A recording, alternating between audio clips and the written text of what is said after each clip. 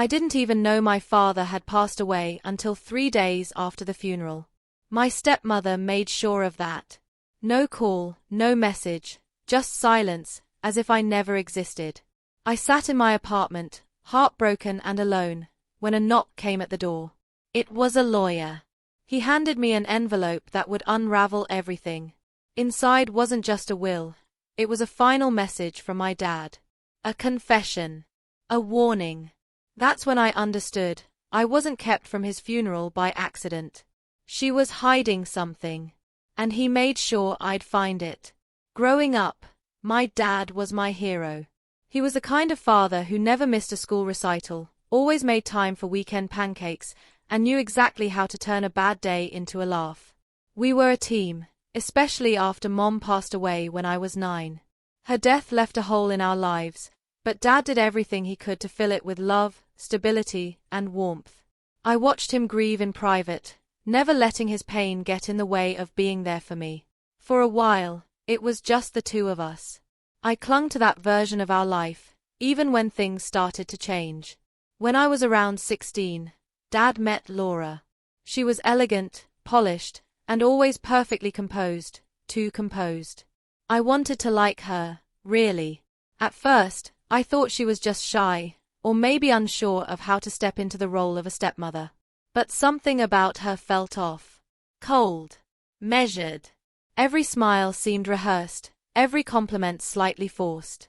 By the time I was in college, they were married. It all happened fast, quicker than I was ready for. Laura moved into our home and immediately began making it hers. Furniture was replaced, photos of Mom quietly disappeared, and the routines Dad and I had shared were slowly rewritten.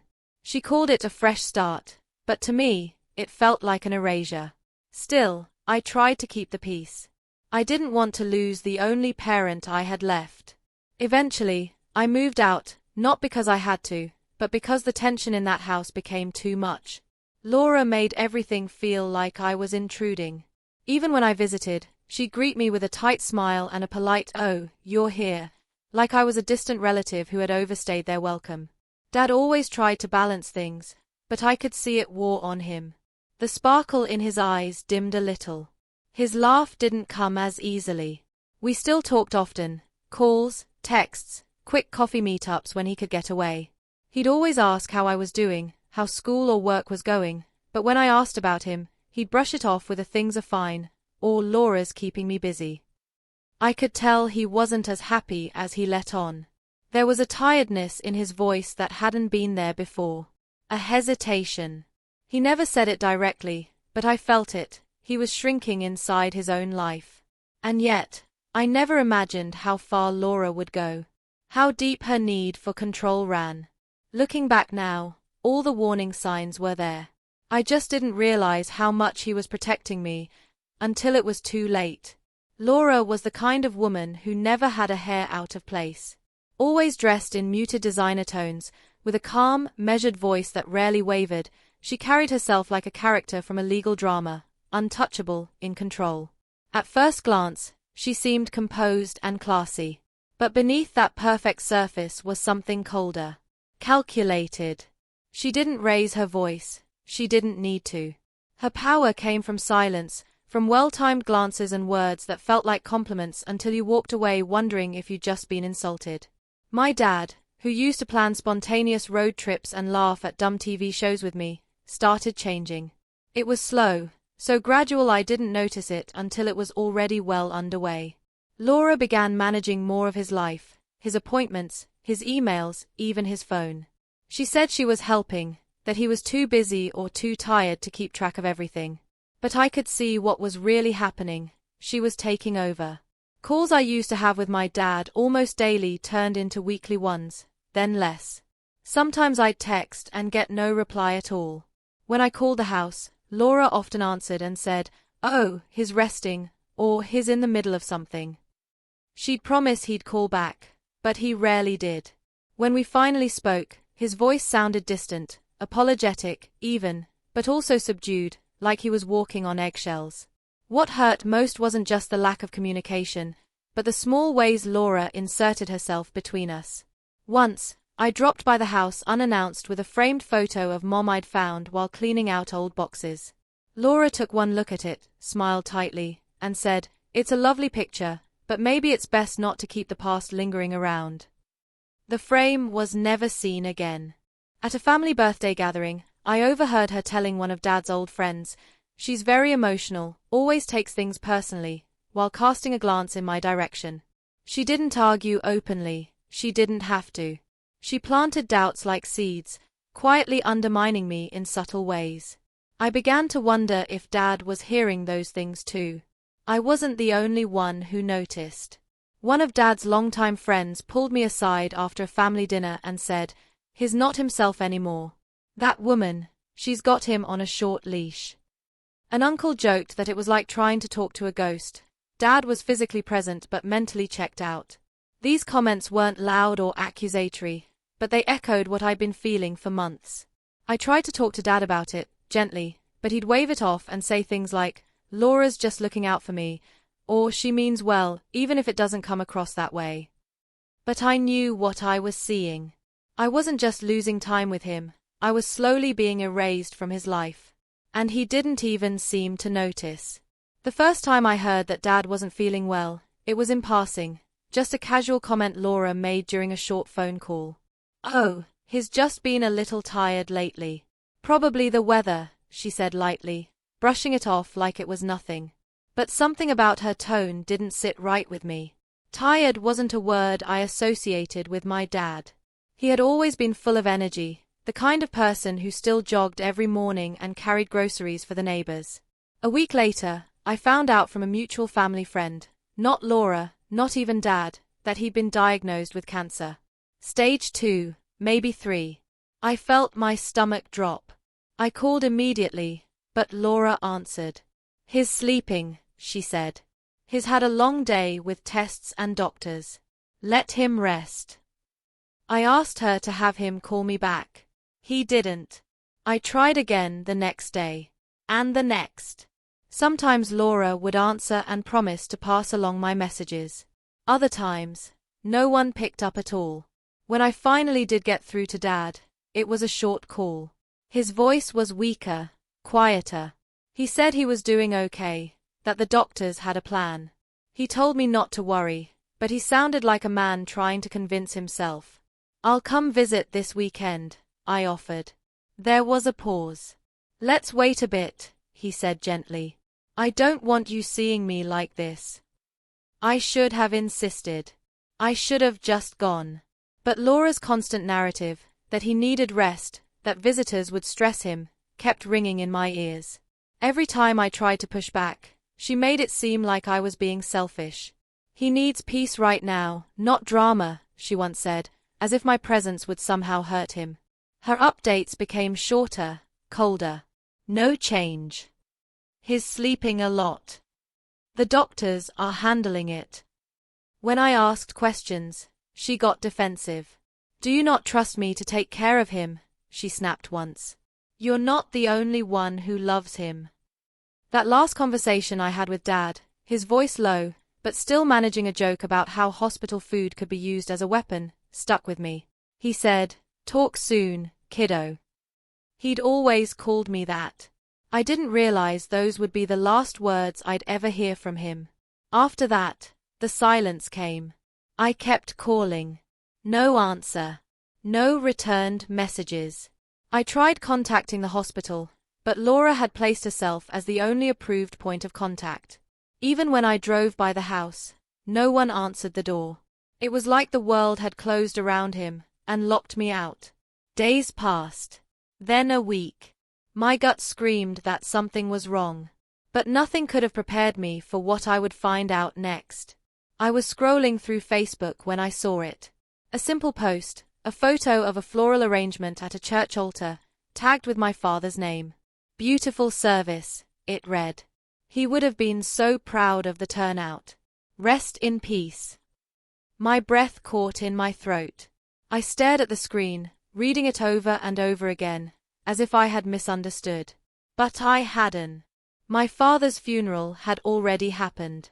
And I hadn't even known he was gone. I didn't cry at first.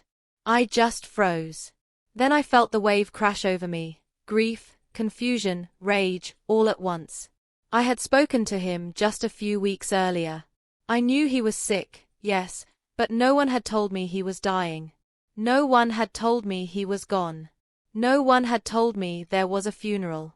And that no one had a name, Laura. My hands trembled as I dialed her number. She answered on the second ring. You buried my father without telling me, I demanded, my voice already breaking.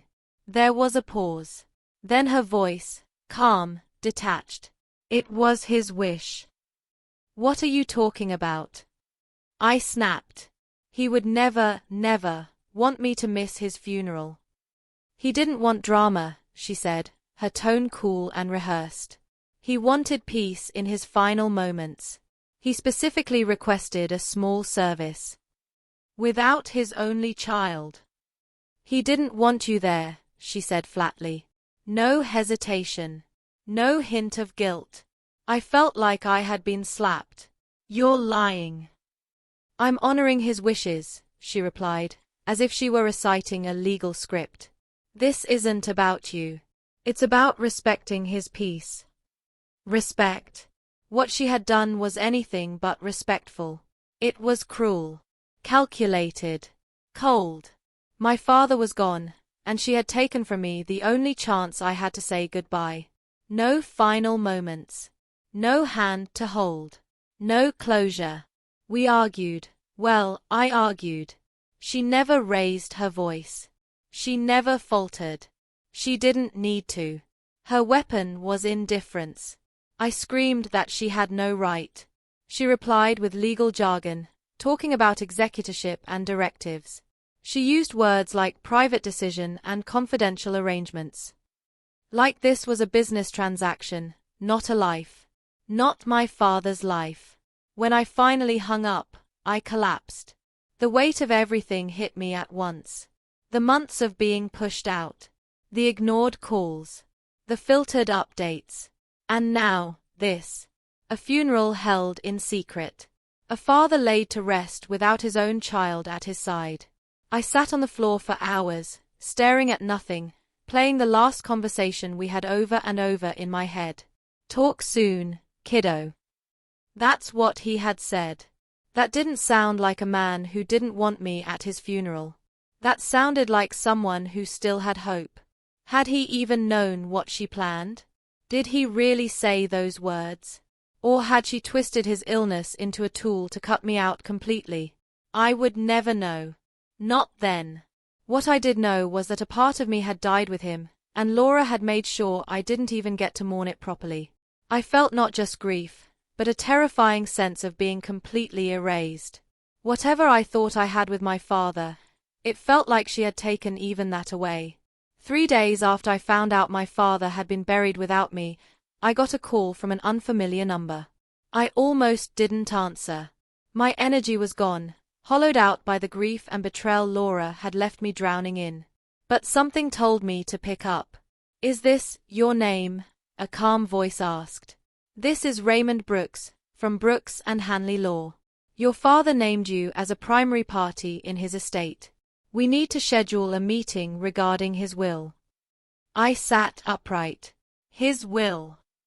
Yes, he confirmed. He made some changes shortly before his passing. You'll need to come in. Just you, Mrs. Williams will not be present.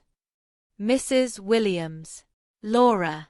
The fact that she wouldn't be there was the first good sign I'd had in weeks. 2 days later, I was sitting in a quiet office lined with bookshelves and smelling faintly of old paper and fresh coffee.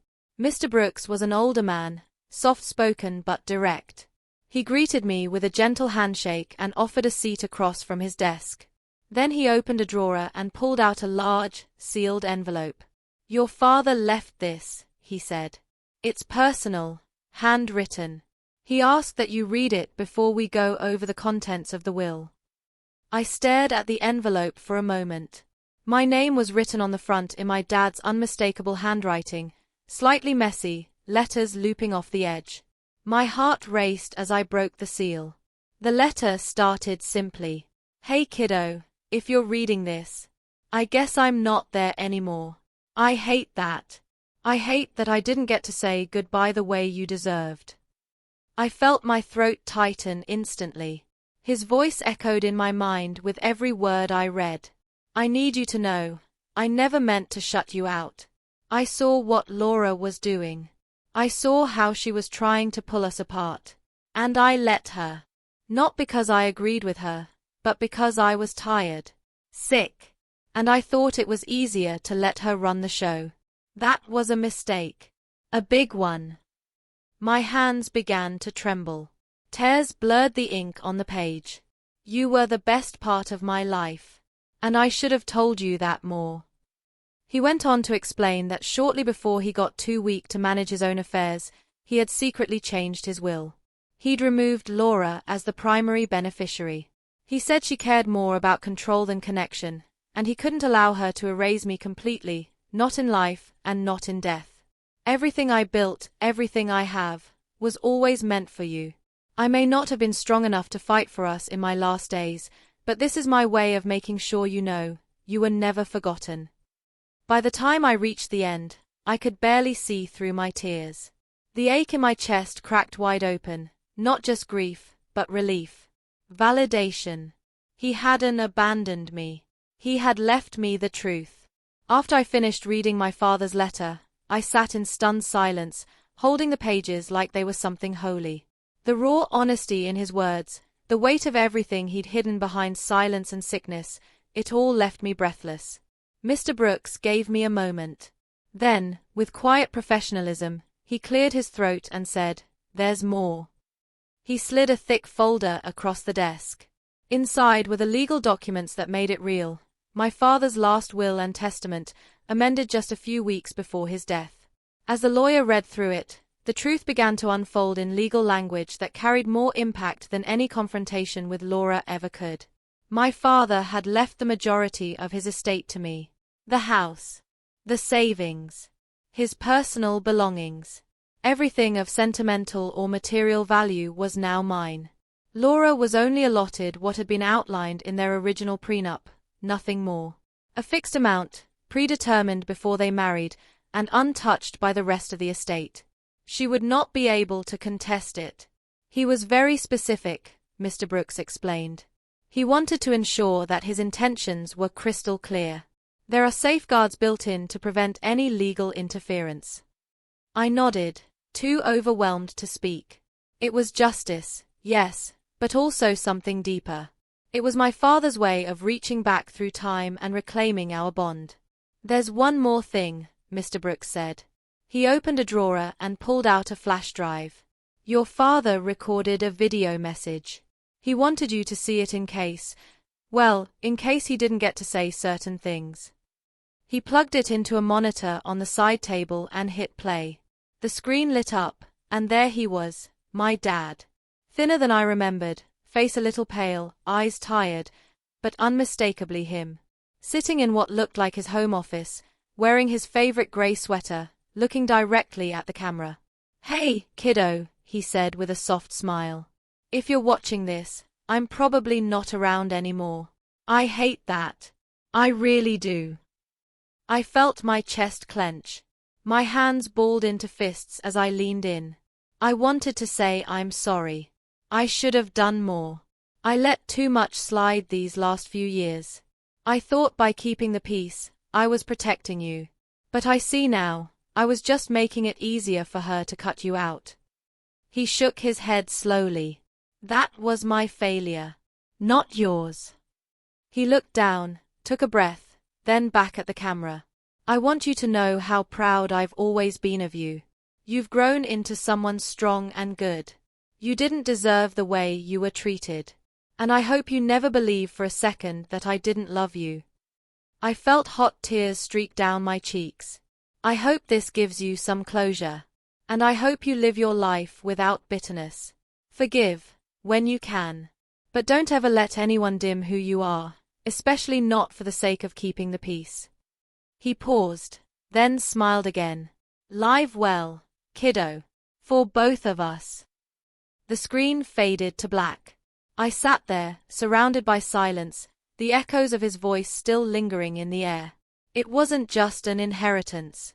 It was vindication. A final act of love. A truth I had desperately needed. And now, finally, I had it.